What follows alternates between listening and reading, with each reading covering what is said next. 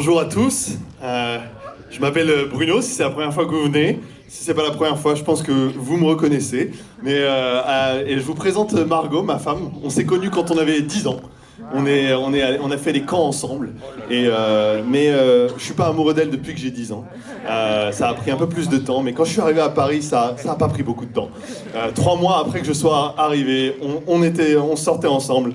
Et aujourd'hui, ça fait 5 ans qu'on est mariés. Oui, pas aujourd'hui, non. Oui, pardon, c'est peut-être pour ça. Et on sert à plein temps cette assemblée depuis 4 ans. Et on est vraiment reconnaissant de le faire. On sert notre groupe étudiant notamment. Et on est reconnaissant de pouvoir vous parler aujourd'hui ensemble. Parce que en 2026, on a décidé en tant qu'assemblée d'étudier ensemble un évangile, c'est l'évangile de Luc. Et donc, tous les dimanches où on se rassemble ici, on fait un chapitre de Luc, pas en entier, mais un passage du chapitre. Et on était quelqu'un se souvient là où on en était ? 4. Ah, Luc 4, voilà. Donc, je pense qu'on va devoir faire Luc 5, n'est-ce pas ? Non. En fait, on va, aujourd'hui, comme c'est en l'honneur de cette journée, qui est la journée internationale du droit des femmes, on va aller directement au Luc 7. On va sauter quelques chapitres pour lire ensemble l'interaction assez étonnante d'une femme, d'un pharisien et de Jésus. Et cette femme m'a appris beaucoup sur le caractère de Jésus. Et je suis heureux de partager ça avec vous. Mais c'est vrai que ma sensibilité et mon vécu sont très différents de celle d'une femme. Et donc je suis vraiment reconnaissant d'avoir Margot qui peut à mes côtés pour ce matin, pour qu'elle puisse aussi vous donner le point de vue d'une femme sur ce qu'on apprend ici. Et ça m'aide toujours, les femmes autour de moi, notamment Margot, la première, m'aide vraiment à voir une facette de Jésus que je pourrais juste pas voir sans elle. Et donc sans plus attendre, je vous invite à ouvrir vos Bibles en Luc 7. Si c'est la première fois que vous venez, regardez à votre droite, à votre gauche, je suis sûr que vous aurez un voisin gentil qui veut partager sa Bible avec vous et lire la Bible avec vous. Je vais laisser Margot lire à partir du verset 36. Vas-y Margot. Verset 36. Verset 36 à 50. Un pharisien invita Jésus à manger avec lui. Jésus entra dans la maison du pharisien et se mit à table. Une femme pécheresse qui se trouvait dans la ville apprit qu'il était à table dans la maison du pharisien. Elle apporta un vase plein de parfums et se tint secrètement aux pieds de Jésus. Et se tint derrière aux pieds de Jésus. Elle pleurait et bientôt elle lui mouilla les pieds de ses larmes, puis les essuya avec ses cheveux, les embrassa et versa le parfum sur eux. Quand le pharisien qui avait invité Jésus vit cela, il se dit en lui-même : si cet homme était prophète, il saurait qui est celle qui le touche et de quel genre de femme il s'agit. Il saurait que c'est une pécheresse. Jésus prit la parole et lui dit : Simon, j'ai quelque chose à te dire. Maître, parle, répondit-il. Un créancier avait 2 débiteurs. L'un d'eux lui devait 500 pièces d'argent et l'autre 50. Comme il n'avait pas de quoi le rembourser, il leur remit à tous 2 leurs dettes. Lequel des 2 l'aimera le plus ? Simon répondit : celui, je pense, auquel il a remis la plus grosse somme. Jésus lui dit : tu as bien jugé. Puis il se tourna vers la femme et dit à Simon : tu vois cette femme ? Je suis entré dans ta maison et tu ne m'as pas donné d'eau pour me laver les pieds. Mais elle les a mouillés de ses larmes et les a essuyés avec ses cheveux. Tu ne m'as pas donné de baiser, mais elle, depuis que je suis entrée, elle n'a pas cessé de m'embrasser les pieds. Tu n'as pas versé d'huile sur ma tête, mais elle a versé du parfum sur mes pieds. C'est pourquoi je te dis, ses nombreux péchés ont été pardonnés, puisqu'elle a beaucoup aimé. Mais celui à qui l'on pardonne peu, aime peu. Et il dit à la femme : tes péchés sont pardonnés. Les invités se mirent à dire en eux-mêmes : qui est cet homme qui pardonne même les péchés ? Mais Jésus dit à la femme : ta foi t'a sauvée, pars dans la paix. Merci Margot. Alors les pharisiens étaient un des groupes religieux, les juifs les plus importants de l'époque de Jésus. Et Jésus a affaire à eux très très souvent, n'est-ce pas ? Si vous avez lu un petit peu les évangiles, vous avez entendu parler des pharisiens. Et ils dépeignent très souvent la quintessence du légalisme religieux. Ils sont et l'hypocrisie. Et Jésus les reprend assez régulièrement. Et on ne sait pas exactement quelles sont les motivations de Simon pour inviter Jésus. Mais Jésus accepte l'invitation en tout cas. Et Jésus mangeait autant avec les pécheurs qu'avec les collecteurs d'impôts, les prostituées, qu'avec les pharisiens. Il faisait pas de il faisait pas de discrimination et il mangeait vraiment avec tout le monde. Et c'est vraiment différent de comment on peut faire les choses aujourd'hui. Je veux dire, imaginez-vous, lundi, vous êtes à table et c'est des sans-abri qui sont avec vous. Et puis mardi, vous êtes à table et c'est des CEO d'entreprise.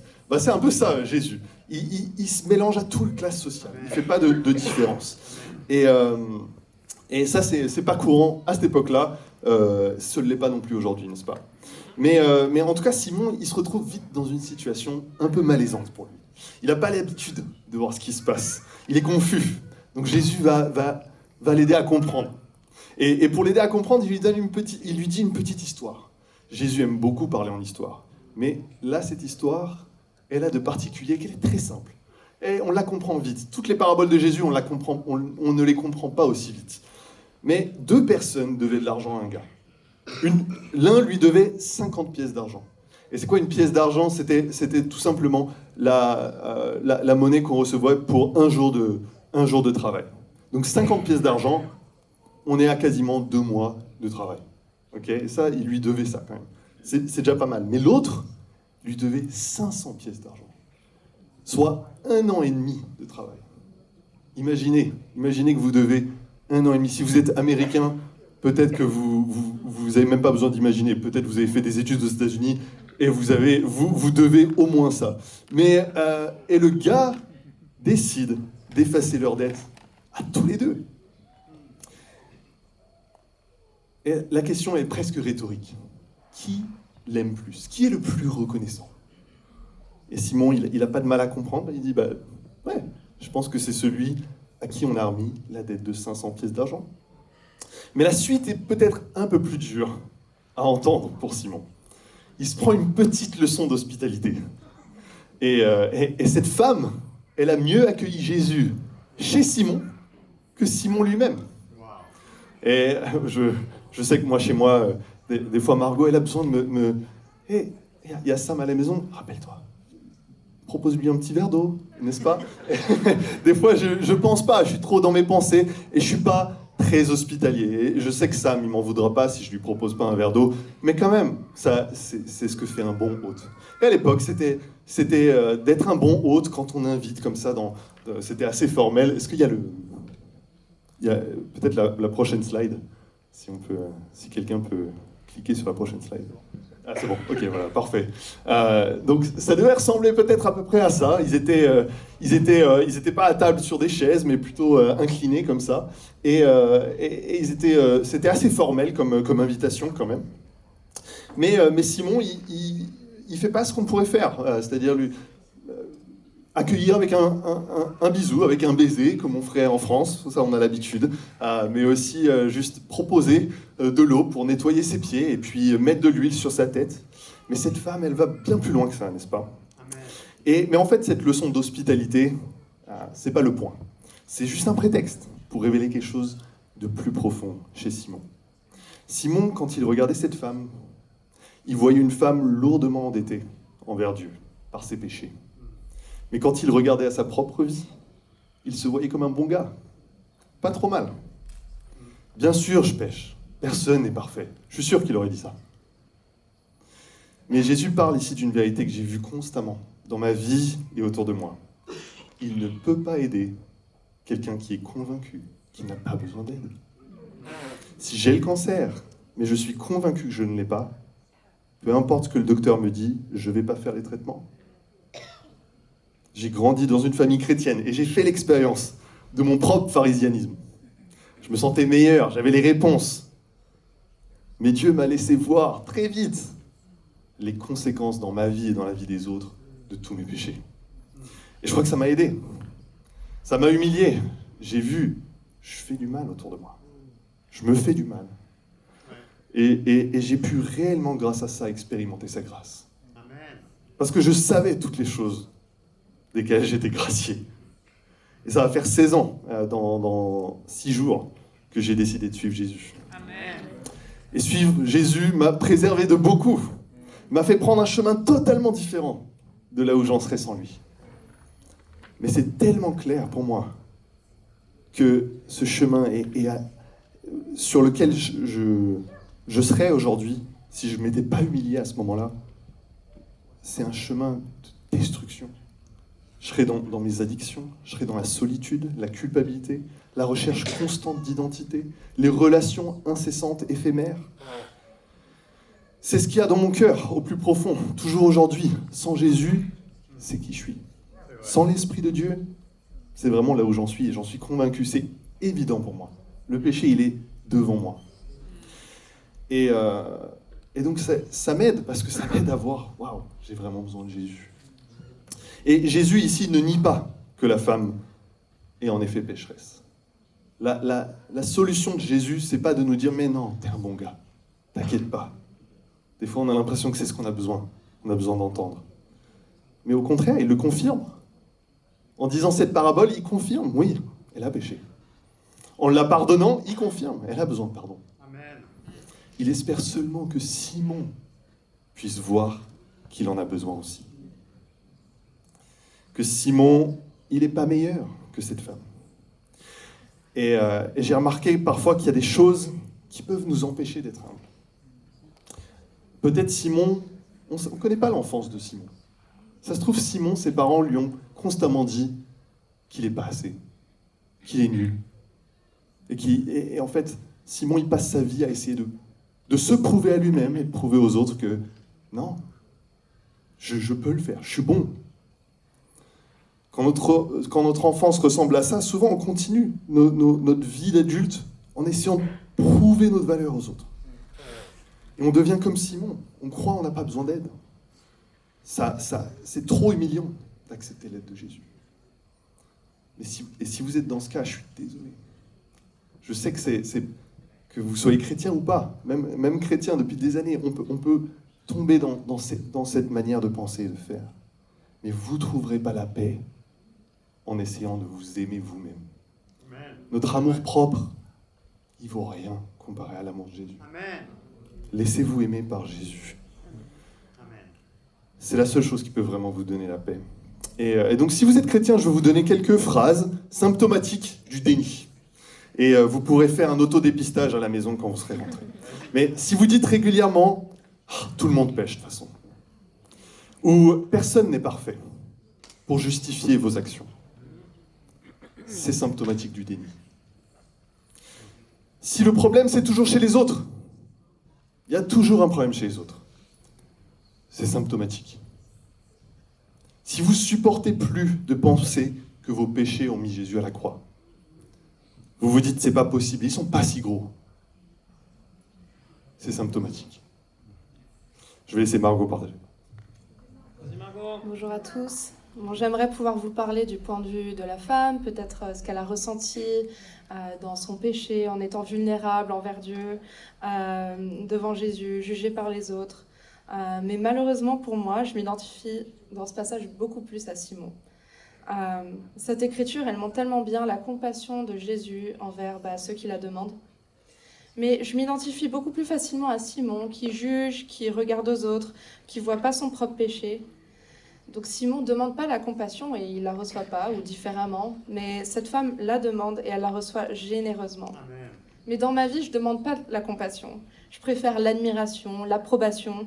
Je préfère que Jésus soit fier de moi plutôt qu'il ait à me donner sa compassion.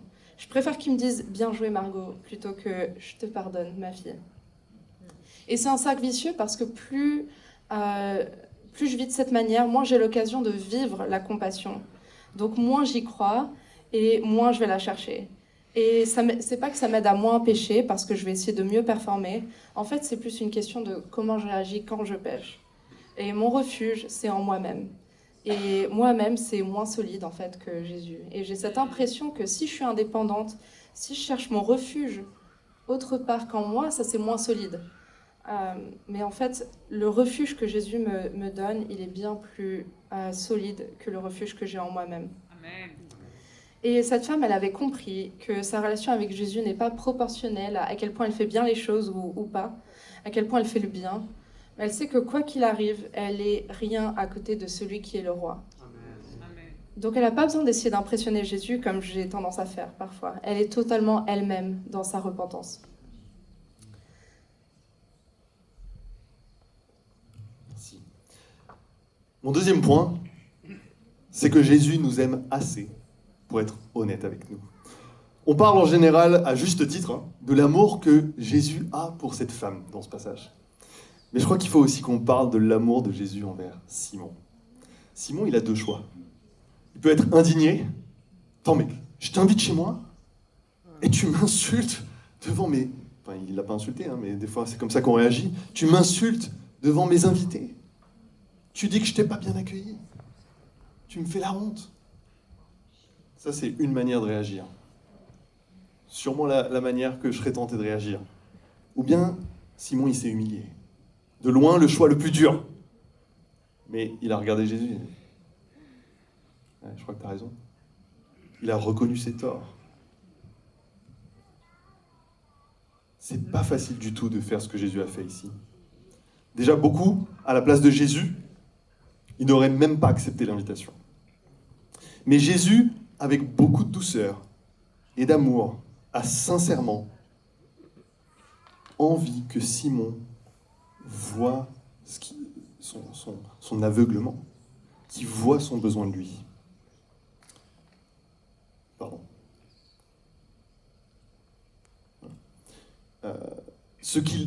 Que Simon puisse voir ce qui l'empêche d'être sauvé par Jésus. Si nous croyons vraiment que Dieu est amour, nous voyons dans cette histoire qu'il aime la femme par la manière dont il la reconnaît, dont il lui donne compassion, mais qu'il aime aussi Simon par la manière dont il le reprend. On a du mal parfois à voir l'amour là-dedans, parce que c'est pas notre amour, c'est pas l'amour du monde par lequel on est formé, c'est pas l'amour qu'on voit dans les séries, dans les films, c'est pas l'amour qu'on voit quand on est avec nos collègues, avec nos camarades. Mais je suis tellement reconnaissant pour celles et ceux dans ma vie qui m'ont assez aimé pour m'appeler à la repentance dans ma vie. Ils ont été des prophètes pour moi, m'avertissant quand mes actions allaient m'amener vers la mort spirituelle. Je me souviens de Tom, mon mentor, mon grand frère dans la foi, et dans la manière dont il m'a parlé toujours, il m'a toujours aidé à vraiment mieux comprendre la grâce de Dieu. Parce qu'il me regardait déjà, il connaissait mes pires fautes, mes pires péchés, mais ça se voyait qu'il ne me regardait pas à travers elles. Et ça, j'apprécie beaucoup. Mais il y avait un moment, c'était au début de notre relation, je confessais mes péchés, mais il a très bien vu que à chaque fois que je confessais mes péchés, j'avais commencé à prendre l'habitude de dire tout ce que j'ai fait de bien avant de confesser mes péchés. Oui, c'est vrai que j'ai péché, mais j'aurais pu faire pire. Certains d'entre vous vous dites, wow, ça c'est chaud là. C'était chaud. C'était de l'orgueil. Et Tom, il m'a regardé avec un sérieux comme jamais. Parce qu'il était sincèrement inquiet de voir mon orgueil. Et il m'a dit avec le plus grand des sérieux que j'avais besoin de m'humilier, que j'avais besoin d'arrêter de parler comme ça. Et je suis reconnaissant. J'aurais pu me braquer. Pour qui tu te prends? Mais il l'a fait avec tellement d'amour. Je sentais, je connaissais, je savais qu'il m'aimait vraiment. Et il m'a sincèrement aidé à voir. Mon orgueil va me tuer. J'ai besoin de m'humilier. Et ça m'a tellement aidé. Ça m'a tellement aidé. J'espère que vous avez des gens comme ça dans votre vie. J'espère que je crois qu'il savait. Ça a pris du courage pour lui de me dire ça. Ça prend de m'aimer moi plus que de préserver sa réputation ou sa relation. Et j'espère qu'on est dans les deux rôles. On laisse les gens nous parler, on montre l'humilité, mais aussi on est prêt à s'aimer de cette manière-là. Parce que oui, Jésus montre son amour dans la manière dont il dit la vérité. Je me suis senti safe. Quand il m'a parlé comme ça, je me suis senti safe, je me suis senti en sécurité. J'ai un vrai ami en Tom. Quelqu'un qui s'inquiète plus pour moi que pour lui. Et ça, c'est qui Jésus est. Ça, c'est l'amour qu'il a montré envers Simon ici. Cette femme, ce jour-là, elle se retrouve dans une position très vulnérable. Elle rentre dans la maison d'un pharisien, qui sont connus pour leur ouverture d'esprit, n'est-ce pas, et leur non-jugement. Pas du tout. Elle rentre dans la maison de Simon, et elle sait qu'elle va être jugée, et regarder de travers. Elle dont la réputation de pécheresse la précède. Elle est entourée d'hommes qui la dévisagent, la regardent de travers, sûrement font des messes basses autour d'elle. Elle rentre volontairement dans cette situation, elle n'était pas obligée, et elle le fait en connaissance de cause. Dans un contexte qui lui est si hostile, elle baisse ses armes, elle se met dans une position très vulnérable au pied de Jésus. Je crois qu'elle est courageuse, mais aussi c'est qu'elle a trouvé en Jésus une vraie sécurité. Le monde est dur envers les femmes, n'est-ce pas ? Particulièrement, désolée, mais les hommes dans le monde. Et je me suis rarement sentie en sécurité dans le monde autour des hommes. C'est pas que tous les hommes sont mauvais, mais mes expériences mauvaises avec des hommes ont été assez nombreuses pour craindre la plupart des hommes. Depuis que je suis enfant, les remarques des garçons à l'école, ou même des hommes adultes, dans la rue, m'ont fait si souvent me sentir très vulnérable face à eux. Mon premier job étudiant, j'avais 18 ans, à McDo. J'étais vulnérable autour de tous ces hommes plus âgés avec qui je travaillais, qui me draguaient, me parlaient ou me touchaient d'une manière que je ne souhaitais pas. Un de mes seuls amis garçons à la fac, j'étais toujours entourée de femmes, surtout dans mes études, mais un des seuls amis garçons, à un moment, a essayé de m'embrasser et je me suis dit, lui non plus, il n'est pas safe. Et ça rayait un peu les options des hommes avec qui je pouvais me sentir en sécurité. Il y a plein d'autres histoires que je pourrais vous raconter, et je crois que si vous demandez à n'importe quelle femme, elles en ont plein des histoires. Quelque chose en Jésus fait que les femmes se sentent en sécurité autour de lui. Elle savait qu'elle rentrait dans cette situation et qu'elle trouverait en Jésus une force protectrice qui la défendrait dans cette situation. Au contraire, dans l'Église, qui n'est pas parfaite, mes frères qui ne sont pas parfaits m'ont toujours fait sentir bien plus en sécurité. C'était l'absence d'ambiguïté avec les frères qui était trop importante pour m'aider à construire une relation avec eux profonde et en confiance. Les manières dont ils ont cherché à me respecter et m'aimer, sans arrière-pensée, m'ont aidé à comprendre la relation de Jésus avec les femmes autour de lui, qui était totalement pure. En sortant avec Bruno, le fait de savoir qu'il demandait conseil, il confessait ses péchés dans notre relation, ça m'a fait sentir tellement en sécurité et ça m'a fait sentir que je peux vraiment lui faire confiance. Amen. J'ai plein de frères ici, petits frères, grands frères, des tontons, des papas dans l'église avec qui je me sens tellement en sécurité et depuis toujours. Et ces hommes, pourquoi j'ai pu me sentir en sécurité avec eux? Ils ont cherché à imiter Jésus dans la manière dont ils parlaient des femmes, dont ils interagissaient avec les femmes et comment ils voulaient les protéger. Et c'est ça qui m'a aidé à comprendre vraiment comment Jésus était une vraie safe space pour les femmes autour de lui. Amen. L'Église est censée être le havre de paix, le répit pour toutes les femmes qui ont besoin d'un safe space, et c'est toutes. C'est là où elles devraient se sentir en sécurité, défendues, valorisées. Mais ça prend un travail personnel de chaque frère, et je suis le premier à apprendre ça. Mais on a besoin de prendre au sérieux. Les frères, c'est un appel à nous, chacun, personnellement. On a besoin de prendre au sérieux le standard que Jésus nous a donné sur notre pureté en Matthieu 5. D'arracher notre œil s'il nous pousse à pécher, de couper notre main si elle nous pousse à pécher. On veut garder nos yeux absolument purs, mais c'est aussi faire attention à nos paroles.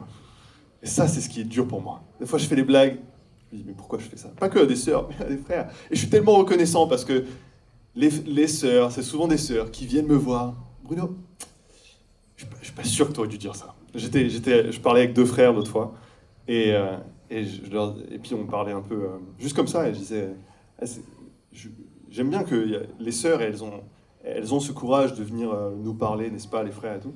Ils se disent genre, ouais, c'est vrai, ouais, j'imagine, ouais. Je dis, pourquoi ça vous arrive pas régulièrement que des sœurs vous reprennent? Ils ont cherché, ils ont dit, non, pas tant que ça, non. Je me suis dit, attends, mais c'est que moi en fait. Et je raconte que des bêtises tout le temps et j'ai besoin d'être repris constamment. Mais je suis reconnaissant pour toutes les sœurs qui m'aiment assez pour m'appeler à la repentance dans ce que je dis, dans ce qui sort de ma bouche. Mais oui, on doit être... Jésus ne faisait pas de blagues sur les femmes. Il ne faisait pas de commentaires sur leur corps. C'est vrai. Margot m'a aidé à comprendre qu'une des raisons pour laquelle les femmes se sentent en insécurité, c'est à cause pas juste des actions, mais aussi de ce qui se dit, de ce qui sort de notre bouche. Et ça c'est peut-être encore plus dur, mais on a vraiment besoin de faire gaffe à ce qui sort de notre bouche en tant que frère. Que dire des choses édifiantes, n'est-ce pas? Amen. Pour les frères célibataires, ne faites pas les choses de manière cachée, à discuter sur votre portable avec les sœurs à 2h du mat. Non, c'est pas la manière de faire. C'est pas la manière non ambiguë de faire les choses. La bonne manière, c'est de faire des sorties avec d'autres frères et sœurs, d'être dans la lumière. Amen. Cette femme, mon troisième point, c'est que il y a dans cette histoire un homme rabaissé et une femme élevée. Cette femme, elle est mise en avant par Jésus d'une manière qu'elle a sûrement jamais vécue d'aucun homme. Et pourtant, comment elle s'appelle? On ne connaît pas son nom. On connaît celui de Simon, en revanche. Pendant la plus grande partie de l'histoire de l'humanité, dans tous les endroits, les femmes, elles ont été reléguées à l'arrière-plan. Et sont présentées ainsi dans les évangiles, parce que c'est tout simplement Luc. Luc, je suis sûr qu'il aurait dit son nom s'il le savait. Mais il n'a pas pu avoir le nom de cette femme. Parce que c'est ce qu'elles vivent à ce moment-là. Et pourtant, les femmes dans les 4 évangiles, elles apparaissent en ayant des rôles essentiels. Amen. Elles sont les dernières avec Jésus à la croix. Elles sont les premières à voir sa résurrection. Elles sont des modèles de piété, comme on le voit ici, la plupart du temps. Là où beaucoup d'hommes sont montrés comme pas des modèles de piété. Et je crois que c'est une manière de donner l'espérance à toute femme, en tout temps et en tout lieu, quand elles lisent ces passages. Quelle que soit leur position dans la société, leurs droits, comment elles sont traitées, la place qu'elle a aux yeux des hommes n'a rien à voir avec la place et l'importance qu'elle a aux yeux de Dieu. Amen. Simon, il s'est fait un nom sur cette terre. Aux yeux du monde, il s'est fait connaître. On connaissait Simon. Il invitait Jésus aussi. Je pense que ça augmentait sa crédibilité, peut-être. Cette femme, elle ne s'est pas fait de nom. Elle ne s'est pas fait connaître par les hommes. Mais elle savait qu'elle était connue de Jésus. Amen. Et ça lui suffisait. Amen. C'était plus important pour elle d'avoir un nom auprès de Dieu. Amen. Dans les évangiles, quasiment toutes les femmes sont des femmes qui ne cherchent pas à se mettre au premier plan, mais qui laissent Jésus les y mettre. Amen. Jésus les placer au premier plan. Et là, Jésus, c'est le genre d'homme qu'il est. Jésus a mis cette femme au premier plan. Amen. Devant tous ces hommes, elle leur a dit, vous devez apprendre quelque chose de cette femme. Amen. Vous qui pensez enseigner tout le monde. Et au contraire, Simon, il s'est fait abaisser par Jésus devant tous ses invités. Mon appel, c'est que l'exemple de cette femme enseigne à la fois les femmes et les hommes, ici, dans cette salle et dans le monde, qu'il y a plus d'honneur à être élevé par Jésus qu'à l'être par les hommes. C'est vrai. Si nous cherchons à obtenir l'honneur par nous-mêmes dans ce monde, nous recevons certes les louanges des autres, mais pas celles de Dieu. Cherchons la louange de Dieu. Amen. Je ne sais pas si vous avez remarqué, mais tellement souvent dans les Écritures, Jésus il traite les femmes de manière tellement différente que les hommes, tellement de manière douce, compatissante, aimante. Et ça donne presque l'impression qu'il favorise les femmes par rapport aux hommes. Mais je crois qu'en lisant tous les exemples, et il y en a plein, c'est pas juste parce qu'elles sont des femmes que Jésus a une attitude douce et aimante envers elles. Toutes ces femmes avec qui Jésus est particulièrement doux, elles ont une chose en commun. Elles sont humbles, elles sont vulnérables par rapport à leurs péchés. Et c'est important pour moi de me rappeler, Jésus, il va être doux envers moi si je suis humble et vulnérable par rapport à mon péché, comme l'exemple de cette femme et des autres. Mais si je suis comme Simon, si je suis si je suis endurcie dans mon péché, si je suis dans le déni, si je suis orgueilleuse, Jésus, il va me rabaisser et il va élever les humbles. Amen. Et c'est pas une question de sexe, une question de genre, c'est une question de notre humilité et notre attitude face à Jésus. Amen.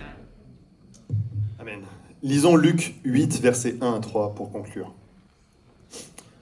Ensuite, Jésus alla de ville en ville et village en village.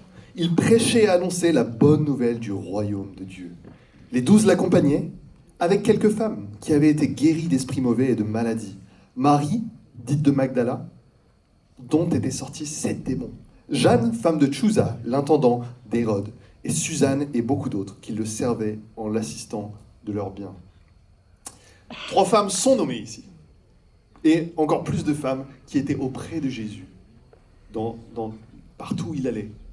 Et elles l'assistaient de leurs biens. Dans une culture où la contribution des femmes était dénigrée, le ministère de Jésus, lui, était dépendant, il était soutenu financièrement par ces femmes-là. Et je veux juste pointer notamment cette femme qui s'appelle Jeanne, qui était la femme de l'intendant du roi d'Hérode. Jeanne avait tout ce qu'elle voulait dans ce monde, je pense. Elle avait la richesse, vu à qui elle était mariée. Elle avait la visibilité. Mais voilà une femme en plus qui a préféré la vie humble que ça voulait dire d'être aux côtés de Jésus, plutôt que la vie somptueuse qu'elle pouvait avoir par sa position. Il prêchait et annonçait la bonne nouvelle du royaume de Dieu. Ça, c'est ce que Jésus faisait. Et ces femmes montraient par leur exemple les valeurs totalement inversées du royaume de Dieu. Ceux qui s'élèvent seront abaissés. Ceux qui s'abaissent seront élevés. Ceux qui quittent tout pour Jésus, ils recevront au centuple. Amen. Ceux qui essaient de préserver leur vie sur cette terre la perdront. Ceux qui la perdront à cause de Jésus la gagneront, n'est-ce pas? Alors nous aussi, prêchons la bonne nouvelle du royaume de Dieu et suivons l'exemple de ces femmes en montrant au monde à quoi ça ressemble. Amen.